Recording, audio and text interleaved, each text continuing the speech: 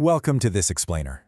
Today, we're diving into something literally awe-inspiring, an ancient monument of human history hidden way deep in the rugged landscapes of Patagonia.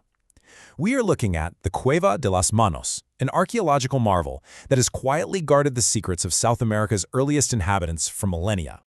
Imagine, for a second, trying to prove you existed 10,000 years ago. How would you even do it?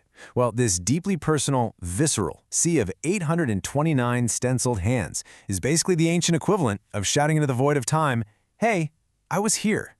These aren't just abstract paintings. They're physical, one-to-one impressions of real individuals, men, women, and kids reaching out to us across an unimaginable expanse of time. Section 1. A glimpse across millennia. Okay, before we get completely lost in the art itself, let's zoom out. We need to see where this perfectly preserved time capsule fits into the grand timeline of human history. Nestled securely in a dramatic, deep canyon carved by the Rio Pinturas in Santa Cruz, Argentina, this cave wasn't just a quick place to get out of the rain. Sitting 88 meters high on the canyon wall gave it profound significance.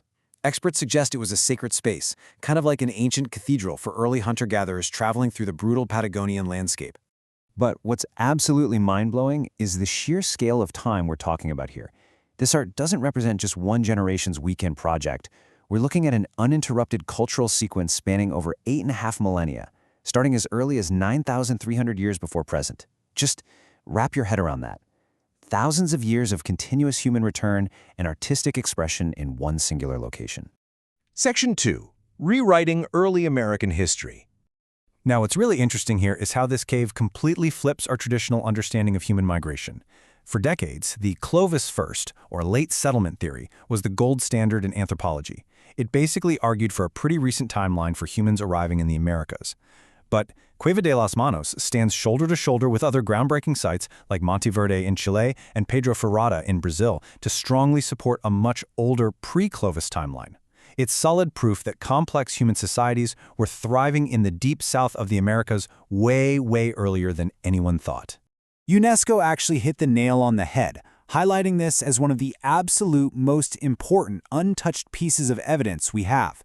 It shows us exactly how the very first Patagonian populations behaved, what their dynamic hunting techniques were, and how they survived during the early Holocene epoch. Section 3. Deciphering Ancient Cave Art.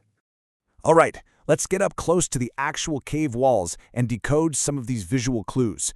There's a deeply fascinating story hidden right on the surface.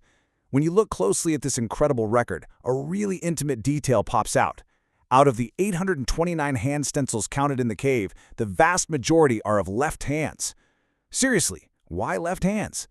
It's a simple question, but it gives us a direct window into the physical reality of the artists. The secret lies in a technique called aerography, basically ancient spray paint. These artists were likely right-handed, so they'd hold small, hollowed-out animal bones in their dominant right hand, blow pigment through it like a pipe, and spray it over their left hand, which was pressed flat against the rock. It's a remarkably sophisticated way to create that crisp, positive-negative visual effect. And the paint itself? The fact that these colors are still so vibrant after thousands of years is wild. They used ground minerals, iron oxides for reds and purples, kaolin for white, natriurecyte for yellow, and manganese oxide for black. But here's the really fascinating part. To bind it all together, they used animal fat and blood. Anthropologists classify this as a form of contagious magic, the idea that by physically using the essence of the animal you hunted, you're literally transferring its power directly into the art. When you see the sheer density of the art, the way it overlaps so heavily, it becomes clear this wasn't a coordinated mural painted all at once. This shows generations of early humans returning to this exact sacred spot, painting their own hands directly over the faded work of their ancestors. It's like a giant, visual puzzle of family and community layered over thousands of years. And you know, the art wasn't static either. It actually evolved through 3 distinct stylistic periods. Period 1, the oldest, gives us highly naturalistic, dynamic hunting scenes of guanacos. Then, in period 2, boom, you get the famous explosion of stenciled hands along with some isolated animals. Finally, by period 3, the whole style takes a dramatic turn. They move away from realism and heavily into geometric shapes, intense red zigzags, and highly abstract mandalas, whose specific meanings are honestly still a mystery today. Section 4. Ancestors of the Tehuelche. So, who actually made that final phase of abstract art, and where did they go? The historical record didn't just vanish into the stone. Those highly stylized figures, zigzags, and concentric circles map directly to the culture of the historic Tehuelche people. These were the very indigenous hunter-gatherer communities that European explorers later encountered when they arrived in Patagonia. We know this connection is for sure real because of cultural artifacts like the cuyango. A cuyango is a traditional Tehuelche cloak made out of sewn skins from young guanacos. The amazing thing is, the exact same labyrinth-like geometric motifs painted on the cave walls during that third period, the Tehuelche used those identical patterns to paint the insides of these cloaks, often representing constellations like the Southern Cross. The art literally transitioned off the stone walls and was worn on their backs. Section 5. Modern Threats to Ancient Art. We've spent all this time marveling at the intimate details, but snapping back to the present day, we really have to confront how fragile this ancient ecosystem is. Despite surviving beautifully in isolation for over 10,000 years, the site is now facing devastating modern threats. Unregulated tourism has led to vandalism, graffiti, and even people physically removing painted rock fragments. And on top of that, just kilometers away, massive modern gold and silver mining operations present severe risks.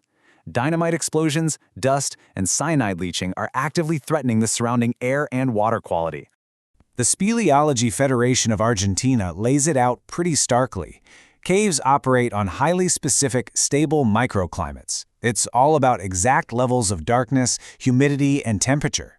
Experts are warning that just the mere act of too many people visiting, breathing, kicking up dust, and altering that delicate humidity can slowly destroy the very environment that perfectly preserved these paintings for 100 centuries. It causes an irreversible impact. The crucial takeaway here is that protecting this World Heritage Site isn't just about saving some old rocks or throwing up a fence. It requires incredibly active, sustainable management. We're talking continuous funding, strict visitor management strategies, and a permanent protective presence. Otherwise, we might accidentally love this ancient cathedral to death. Which brings us to the end of our explainer and leaves us with a pretty heavy final thought. The Cueva de las Manos is one of the most vivid, physical links we have to our earliest ancestors. It withstood the harsh Patagonian environment for 10,000 years. The question now is, will we be the generation that finally figures out how to sustainably protect it, or will we let the very first pages of human history in South America be erased on our watch? Definitely something to think about next time you leave your own mark on the world. Thanks for learning with us today.